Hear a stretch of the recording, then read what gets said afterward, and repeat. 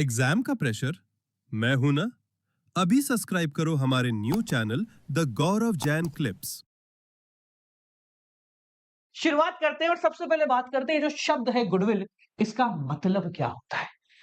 देखो, हमारे पास एक वॉच है, ये एप्पल की 6 सीरीज वॉच है। अगर मैं इसकी मार्केट में वैल्यू बोलूं तो करीब ये 40,000 की मिलती है।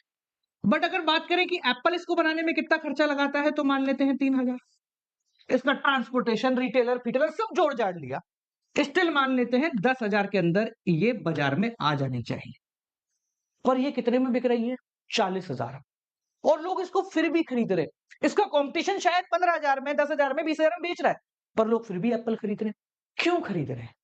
क्योंकि यहां पर एप्पल का नाम है, यहां पर उसकी वैल्यू है, यहां पर एक भरोसा है, यहां पर एक स्टेटस सिंबल है। ये गुडविल है। What is goodwill? गुडविल कुछ ऐसी चीज है जो एक ऑर्गेनाइजेशन को एडवांटेजियस पोजीशन में लाके खड़ा कर देती है, एक फायदे की पोजीशन में लाके खड़ा कर देती है। जहां वो 3,000 के सामानों को 40,000 मतलब अप्रोक्सीमेटली इंटू 12 करके बेच रहा है और लोग फिर भी खरीद रहे हैं, क्योंकि एक भरोसा है। तो अगर गुडविल को सिंपल भाषा में कहा जाए तो गुडविल क्या है? भरोसा जिससे फायदा मिलता है। क्या बोला? भरोसा जिससे फायदा मिलता है। आपने देखा होगा आपके आसपास में कोई नाश्ते वाश्ते की दुकान होती है तो 3-4 दुकानें होती है एक एरिया, चलती फिर भी एक है, क्योंकि उस एक दुकान की गुडविल है, उसका नाम है, उसका भरोसा है, उसका ट्रस्ट है। हम कहते हैं ना, कोई मेहमान आता है, चलो वहां से नाश्ता लेके आते हैं, पहले से दिमाग में फिक्स है वहीं से लाना है, क्योंकि उसका नाम बना हुआ है। ये होती है गुडविल।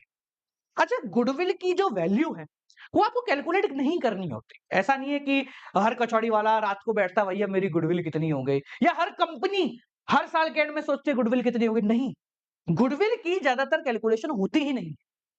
इसकी कैलकुलेशन सिर्फ तब होती है जब धंधा बेचा जाता है, कंप्लीट बिजनेस सेल कर दिया जाता है, तब गुडविल की कैलकुलेशन होती है। अपन पहले समझते हैं गुडविल होती कितने प्रकार की है, फिर देखेंगे कि अकाउंट्स में कौन सी काम आती है।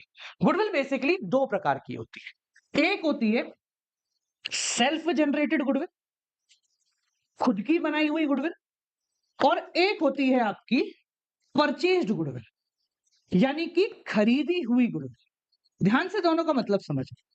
सेल्फ जनरेटेड गुडविल का मतलब, मान लो कि एक दुकानदार है जो बाहर से आया और उसने कहा मैं आपके शहर में आके एक नाश्ते की दुकान लगा दूं। उसने एक दुकान खरीदी और नाश्ते की ठेला लगाना या दुकान लगाना शुरू कर दिया।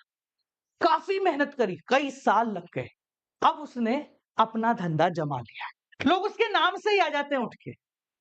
ये होती है सेल्फ जनरेटेड गुडविल, खुद की बनाई हुई गुडविल। समझ में आ गया? मान लो उसकी दुकान की कीमत है 30 लाख रुपए, जो प्रॉपर्टी है उसकी कीमत है 30 लाख, पर आज वो हर साल 30 लाख का प्रॉफिट बना रहा है।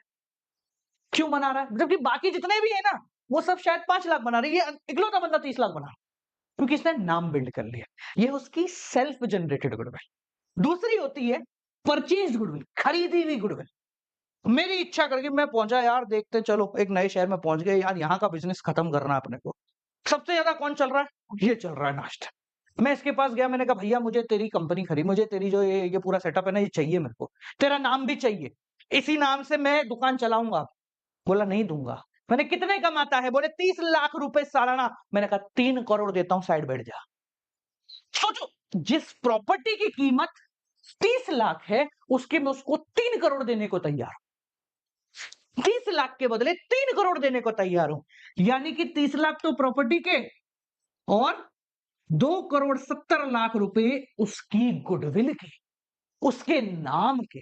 क्योंकि मुझे पता है अगर इसी नाम से इसको हटा के मैं बैठ गया या मेरा कोई बंदा बैठ गया तो कई सालों तक धंधा तो ऐसे ही चलता रहेगा। समझ में आ गया? इसको कहते हैं नाम का पैसा देना।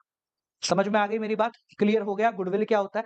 तो गुडविल सेल्फ जनरेटेड भी होती है और परचेज्ड भी होती है। अब आपको कौन सी पढ़नी है वो समझना। इस गुडविल को कभी कैलकुलेट करने की जरूरत पड़ती नहीं।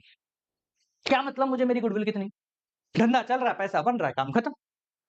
अब मेरी बात समझना, परचेज गुडविल का मतलब मैंने किसी और का बिजनेस खरीद लिया, तो बिजनेस खरीदते समय मुझे उसको पेमेंट करनी पड़ेगी। जैसे मैंने यहाँ पे 3 करोड़ की पेमेंट करी 30 लाख के बदले, तो 2 करोड़ 70 लाख एक्स्ट्रा दे दी। तो मुझे पता होने चाहिए ना कि मैं उसको कितने दे सकता हूँ, कितनी लिमिट तक के दे सकता हूँ। तो जब हम किसी का बिजनेस खरीदते हैं या खुद का बिजनेस बेचते हैं या कोई नया पार्टनर बिजनेस में आता है, पुराना पार्टनर जाता है, सिर्फ उस कंडीशन में गुडविल की वैल्यू को कैलकुलेट किया जाता है, वरना गुडविल की वैल्यू कैलकुलेट नहीं होती है। अब 1 नंबर का क्वेश्चन देखो, एक एएस है, अकाउंटिंग स्टैंडर्ड 26 है, जो इसके बारे में कहानी बताता है। क्या बताता है? वो कहता है अकाउंटिंग स्टैंडर्ड 26 कि गुडविल को तभी लिखो अपनी किताबों में जब आपने उसको पैसे में कन्वर्ट किया है। यानी कि भाई मेरे को पता है कि मेरा धंधा बढ़िया चल रहा है, गुडविल कभी कैलकुलेट करी नहीं, कभी लिखनी नहीं है।